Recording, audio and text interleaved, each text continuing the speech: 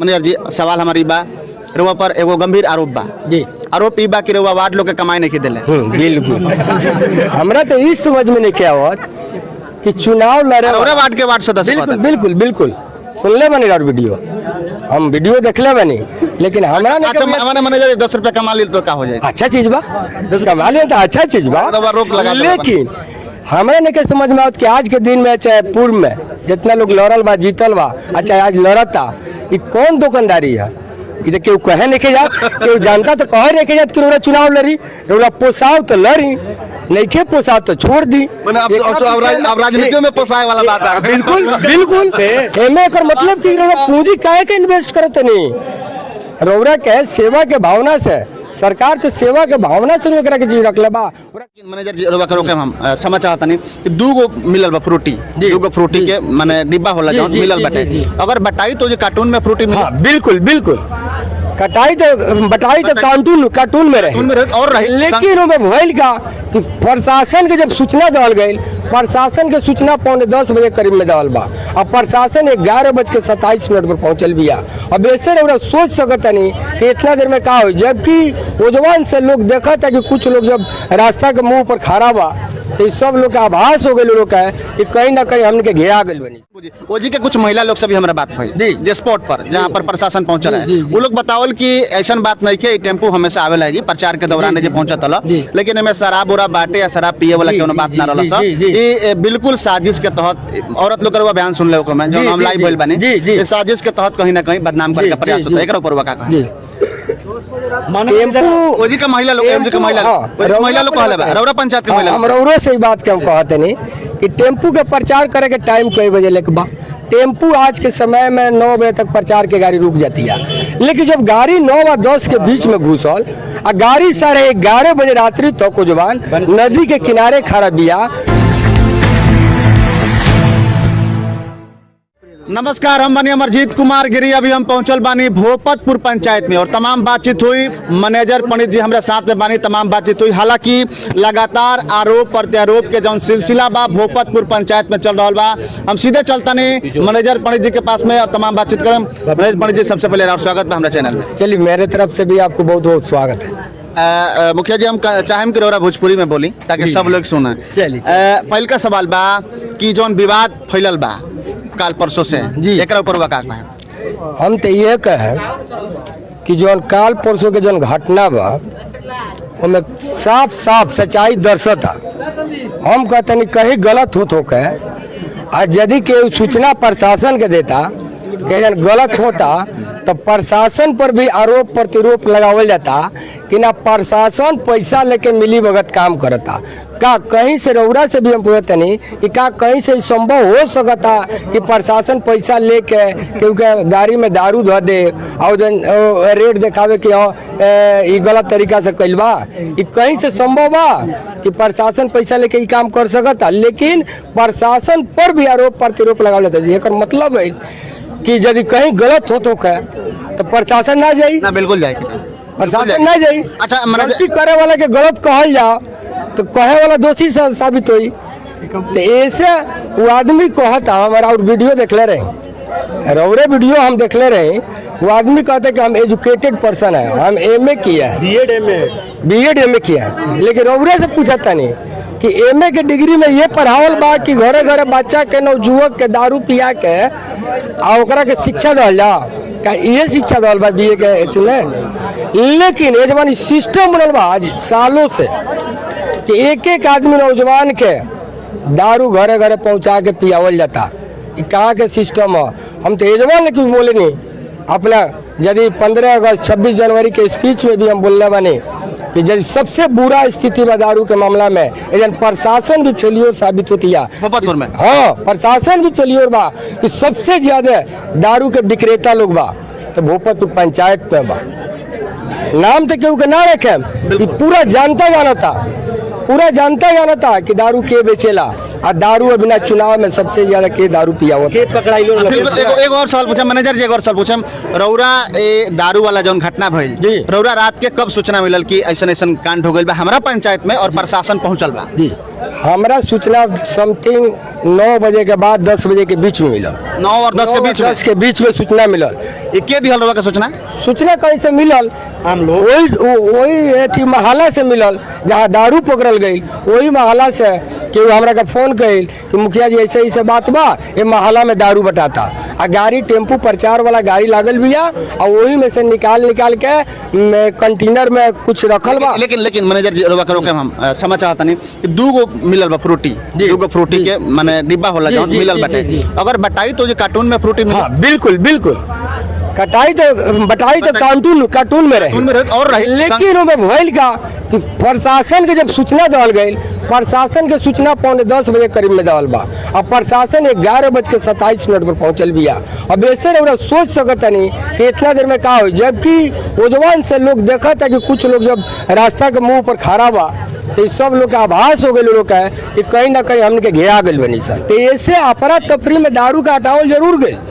लेकिन वही में गिर गई रहे जौन भी गिरा लोग का, जौन की ये चीज प्रशासन अभी तक आप बाकी के दारू प्रशासन अभी तक ले तो बरामद ना कइलक। बाकी के दारू बरामद नहीं किए भाई, 2 गो डिब्बा मिलल बा। अभी तो प्रशासन के काम बा, हम तो अपन चुनाव में बनी, हमरा काम रहा कि प्रशासन के सूचना दे दो, हम प्रशासन के सूचना दे देनी और प्रशासन ऊपर का एक्शन है रिएक्शन में बा तो प्रशासन बुझो। बिल्कुल प्रशासन बुझे। ओ जी के कुछ महिला लोग से भी हमारा बात भई जे स्पॉट पर जहाँ पर प्रशासन पहुंचल है, वो लोग बतावल कि ऐसा बात नहीं के टेम्पू हमेशा आवेला जी प्रचार के दौरान जे पहुंचत हल, लेकिन एमे शराब उरा बाटे या शराब पिए वाला कोनो बात ना रहल। ये बिल्कुल साजिश के तहत औरत लोग का बयान सुन ले को मैं जो हम लाइव भइल बानी, ये साजिश के तहत कहीं ना कहीं बदनाम करे का प्रयास होता है। एकरा ऊपर का टेम्पू ओजी का महिला लोग कहले बा रौरा पंचायत के महिला हम रौरा से बात के हम कहते नहीं कि टेम्पू के प्रचार करे के टाइम कई बजे लेके बा। टेम्पू आज के समय में 9 बजे तक प्रचार के गाड़ी रुक जाती है, लेकिन जब गाड़ी 9 और 10 के बीच में घुसल आ गाड़ी 11:30 बजे रात्रि तक उजवान नदी के किनारे खड़ा बिया तो वो समझ सकता नहीं कि एकरा पीछे का कारण बा। उजवान गाड़ी के लग से टेम्पू के लग से मोटरसाइकिल अप डाउन करत हटे, का निकालता का देत हटे लोग के लगे टहर के, ऐसे ओकरा अंदाजा और शक सुबह कर सकता नहीं कि मैं काम होता है। तो घर भी ज्यादा नहीं है, 1-2 घर बा, बिल्कुल घर नहीं, बाटी लोग एकरा के शराब बाटी लोग एकरा के एने का और जहाँ गाड़ी खराब रहता है घर नहीं है, लेकिन फिर भी ओकरा तो दक्षिण साइड में घर बा मनवा लगता है सप्लाई कर जाता है एकदम बिल्कुल सप्लाई होता है। देखिए रौरा से और भी बात का है कि जितना हमने के छोट वर्ग में सबसे बड़ा कमी बा आ एकरा के लोग भजावे, चूंकि हमने के छोट वर्ग के लोग दिन भर लेबर के काम करी और सांझ कान दारू पी के चले, घर में साग सब्जी बा आ कि नहीं के ओकरा उसे चिंता नहीं के और ओरा के पिया खिया के जरा काम लेवे के बा वो पिया खे। आज पिछड़े के कारण का बा, आज पिछड़ापन के कारण का बा। हम कहते हैं लेबर मजदूर के सरकार भी इतना सुविधा देती है, ओकरा बावजूद भी पिछड़ापन दूर नहीं के होत। एकरा पीछे कारण का बा दारू और शराब। सरकार तो शराबबंदी जरूर लगा दिलक, लेकिन में सरकार भी फेलियर साबित हुई, आज तक के सक्सेस ना भइल, क्योंकि दारू के बिक्री आज तक नहीं रुकल। बिल्कुल दारू के बिक्री आज तक नहीं रुकल। भोपतपुर पंचायत के निवर्तमान मुखिया कहतन कहीं ना कहीं प्रशासन के दावा झूठा बा कि शराबबंदी पूरा तरीका से सफल बाटे। मुखिया जी आगे हम चलतनी, मैनेजर जी सवाल हमारी बा रउआ पर एगो गंभीर आरोप बा जी, आरोप ई बा कि रउआ वार्ड लोग के कमाई नहीं दिले। बिल्कुल हमरा तो इस समझ में नहीं क्या हुआ कि चुनाव लड़े वार्ड के वार्ड सदस्य। बिल्कुल सुनले बनी और वीडियो हम वीडियो देखले बनी, लेकिन हमरा ने अच्छा मैनेजर 10 रुपया कमा ली तो का हो जाए? अच्छा चीज बा, कमा लिया तो अच्छा चीज बा, रोक लगा। लेकिन हमरा ने के समझ में आवत कि आज के दिन में चाहे पूर्व में जितना लोग लड़ल बा जीतल बा, अच्छा आज लड़ता ये कौन दुकानदारी है? ये केहू कहे नहीं जात, केहू जानता तो कहे नहीं जात कि चुनाव लड़ी, पोसाव तो लड़ी नहीं खे, पोसाव तो छोड़ दी। अब राजनीतियों में पोसाए वाला बात है। बिल्कुल एमे एकर मतलब कि पूंजी काहे के इन्वेस्ट करत नहीं,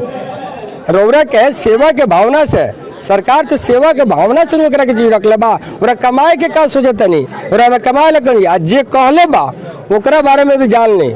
ये खुद हम जानो वार्ड में खड़ा बनी ये वार्ड, लेकिन रौरा पूछी बाढ़ आई रहे, बाढ़ के रिलीफ के फार्म भरात रहे, रिलीफ के फार्म हो सकता है कि 1 रुपया से 2 रुपया जेरॉक्स कॉपी के लागत लागत हो, बिल्कुल। लेकिन ये आदमी 20 रुपया से लेकर 50 रुपया एक आदमी से वसूलल। इंदिरा आवास के जहाँ तक सूची प्रधानमंत्री आवास के सूची जो तैयार होत रहा तो ओमे करे के रहे ओमे जैसे मान ली कि जेकर सूची तैयार हो गई बा ओमे जियो टेक कल जाला घर के जियो टेक करावे में हम समझने आदमी के चला भाई वार्ड सदस्य बा ये आदमी पहचान ले एक एक घर के एक तो कर्मचारी के साथ हम लगा देनी ई आदमी गए तक पीछे से 1000 से लेकर 2-2000 रुपया वसूल कि तार इंदिरा आवास पास करा देनी अब तार कौन दिक्कत नहीं के लेकिन साहेब आइल बनी यहाँ के पैसा देवे के पड़ी ई चीज हमने बाद में पता लगल समझनी ओकरा बाद जब ओकर थी आधार कार्ड फोटो आ अकाउंट नंबर जब सबमिट करे के बात आई तो हमारे जब पता चल गई कि आदमी जब जाता तब कुछ वसूलता तो हम आम जनरल लड़का के लगा देनी कि जाके बोल देवे के आधार कार्ड फोटो और थी अकाउंट के जेरॉक्स दे देवे के तब ये आदमी घूम घूम के कहे लागल कि हमार तारा लो रोजी रोटी पीटे तारा हमार रोजी रोटी पीटे तारा जो से हम 10 रुपया कमाई थी कि ना 10 रुपया कमाई थी तो रोजी रोटी पीटे तारा हमरा ने के समझ में आवत कि कौन नौकरी में लागल बा आदमी के नौकरी देले बा। अच्छा मैनेजर जी एक और हम सवाल पूछम कि ठीक बा वहाँ के खैर बाढ़ के फार्म वार्म भरने कमैनी नल जल में वहाँ कितना कमाई बनी कमाई देले बनी कि ना कमाई देले बनी कि ना बिल्कुल अब वो जानत रहा क्योंकि तरोड़ा जानत है कि मुखिया के खाता में पैसा आयल और सीधे खाता से पैसा वार्ड के खाता में ट्रांसफर कर देवे के बा ये रौरा भी जानत है मॉनिटरिंग निगरानी करो के निगरानी रखे के बा कि काम होता कि ना यदि काम ने काम बिल्कुल काम भइल बा काम में कहीं से शिकायत उन्हें कमाई बनी कि ना वहाँ के अब तो वो बताइए कि कमैले कि ना कमैले आरोप तो रौरा पर लागता लेकिन रौरा तो जानत नहीं कि जब खाता अपना खाता से रौरा खाता में पैसा डाल देनी तो ये तो रौरा हाथ में बा अब रौरा कितना कमाई नहीं है कि सब लगा देनी ये तो रौरा जानते नहीं जब सब देनी जी बिल्कुल यो वहाँ कॉल मैंने हमने के भूलिया गए रहनी सन जी तो लड़का बनी अब हमने के समझ में आ गइल बा कि हमने के जवान आदमी वार्ड सदस्य बा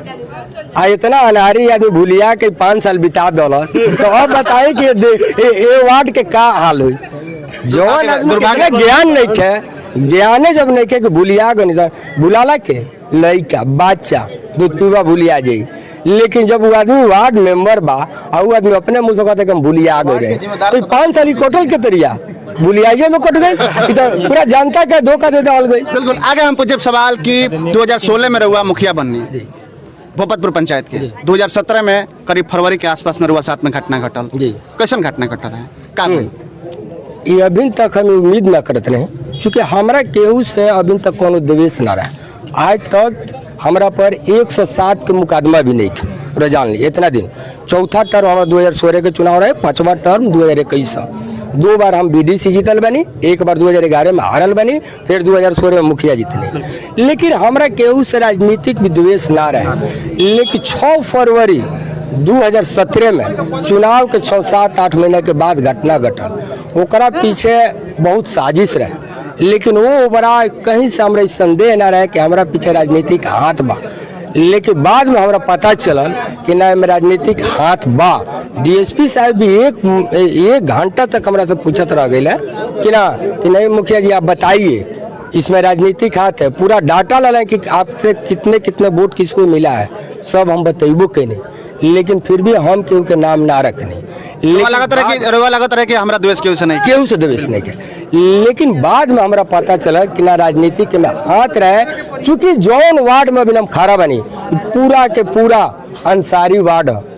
उनमें सिर्फ अंसारी लोग बा आ चारों बार के चुनाव में रेकर रहल बा कि सबसे ज्यादा यदि वोट मिलेला हमरा तो ये अंसारी वार्ड में रहला आ जब भी हमरा लड़ाई भी भइल बा तो वही बिरादरी से वही समुदाय से लड़ाई भइल बा ओकरा बावजूद गांव के आदमी से वही समुदाय के आदमी से लड़ाई भइल बा वो आदमी सेकेंड करे हम चुनाव जीती लेकिन इस सब गुना भाग कैला के बाद में कुछ बाहरी लोग के भी साजिश भइल कि जब तक ये आदमी के ये रास्ता से कांटा साफ ना कैल तब तक लग हमने में सफलता ना मिली आ ये साजिश चल गई कि चुनाव फिर अभी 5 साल के बाद हुई तब तक लेक ई काम हो जाए रास्ता से काटा साफ कर दिए तो लोग भुला जाए अब भुला जाए में हमने सफलता मिल जाए ये बाद में पता चलल लेकिन तब तक लग सब काम बीत चुके रहे, हमें कोनो कुछ करे के ना रहे, फिर भी हम ऊपर वाला पर विश्वास के नहीं कि चलो कुछ ना हमारा साथ जौन भी साजिश भइल ऊपर वाला के जन मंजूर है तो उन्हें हुई, बिल्कुल एमे केहू कुछ हमरा के बिगाड़ नहीं कर मनोज जिंदाबाद,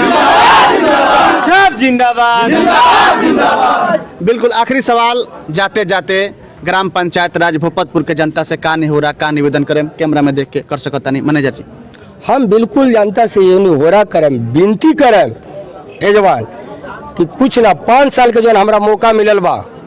हम विकास के लिए बनी, हर आदमी के बात सुन ले बनी, जे हमरा के वोट दल से हूँ ना दल से हूँ, हम पूरा जनता से निवेदन विनती करें कि शांतिपूर्वक फिर चुनाव के जितावल जाओ और फिर 5 साल के मौका दिया हमरा के कि यदि मौका मिली हमरा 5 साल के फिर तो बाकी डे के जौन काम बा तो हम काम का हम पूरा करें। चूँकि हमरा याद बा कि 5 साल पहले पूरा भोपतपुर पंचायत के जो रोड रास्ता के स्थिति रहे सब लोग केहू पूरा जनता जाना था का स्थिति रहे, लेकिन आज चैलेंज रउरा से भी हम करत नहीं कि यदि हमरा पंचायत में उत्तर दक्षिण पूर्व पश्चिम केनाहू मुड़े तो पक्की मिली, कहीं सोलिंग पर ना चढ़े की स्थिति हुई। ऐसे जौन भी हमरा मौका मिलल बा एकरा के हम उपयोग के लिए बनी, पूरा जनता के सेवा के लिए बनी और फिर पूरा जनता से हम निहोरा विनती करें कि ना कि हमरा के मौका दिया जाओ कि जौन भी कुछ करे को के आगे विकास के काम एकरा के हम पूरा करें। बहुत बहुत धन्यवाद। बहुत